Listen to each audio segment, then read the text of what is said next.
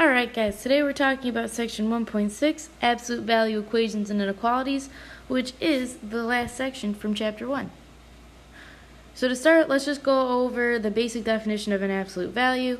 An absolute value is the distance of a real number x from 0 on a number line, written as x with those bars around it. So for example, if we wanted to look at the number 3, both 3 and -3 are 3 units away from 0 on a number line. So that's why the absolute value of -3 and the absolute value of +3 both equal 3. The first thing we're going to look at is just solving a multi-step absolute value equation. So they want to know, what is the solution of 3 times the absolute value of x plus 2 minus 1 equals 8. And we're going to want to graph it as well. So the first part for solving these is that you want to get the absolute value by itself first. So what we're going to do on both sides is we'll add the 1, which will leave us with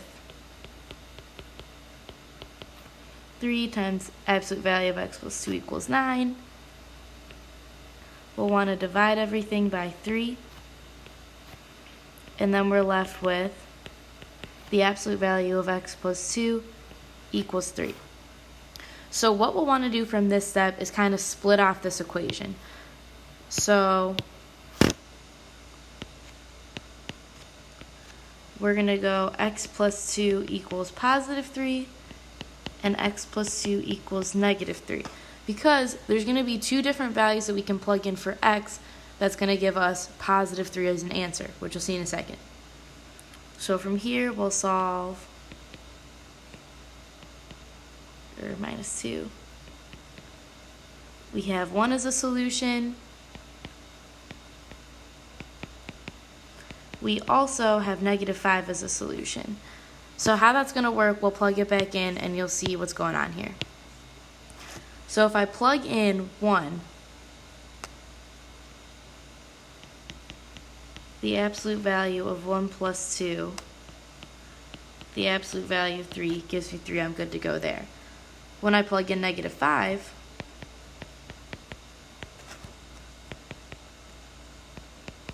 the absolute value of -3 is also 3, so that's why that also works. For graphing it, you just want to plot each point. So for graphing a solution, I would just put a dot at -5, and I would also put a dot at +1.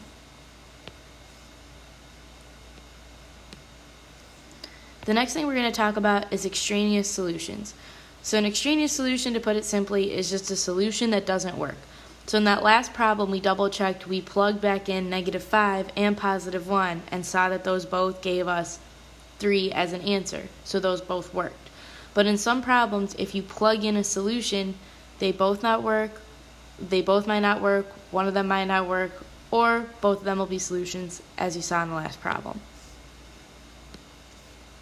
So here we're going to find what is the solution of the absolute value of 3x plus 2 equals 4x plus 5. And finally, we're going to be checking for extraneous solutions. So the nice thing about this problem is that the absolute value is already by itself. So I'm just going to split it off from here.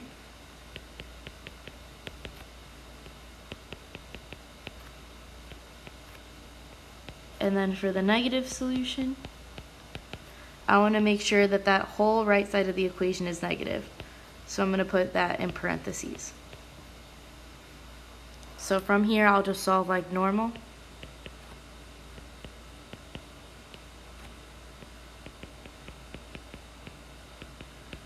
Subtract 5. I have that x equals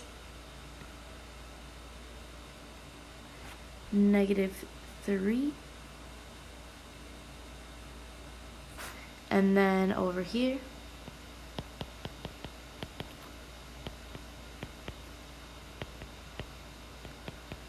again, I'll solve for x.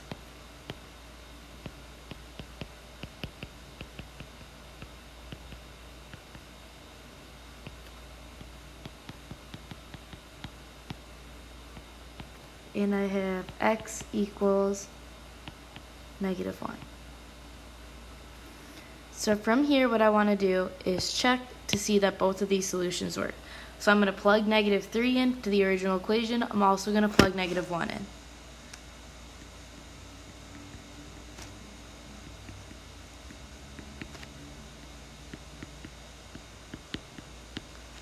So from here, I'll have the absolute value of negative 9 plus 2 equals negative 12 plus 5.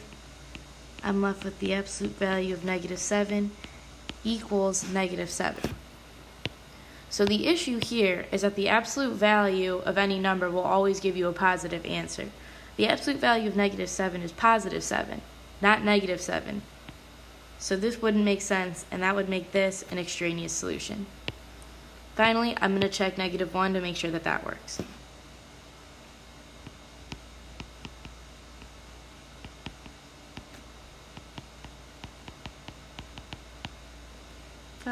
That's going to be absolute value of negative 1 equals 1.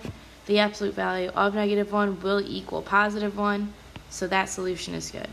So my only solution for this original equation here is going to be negative 1.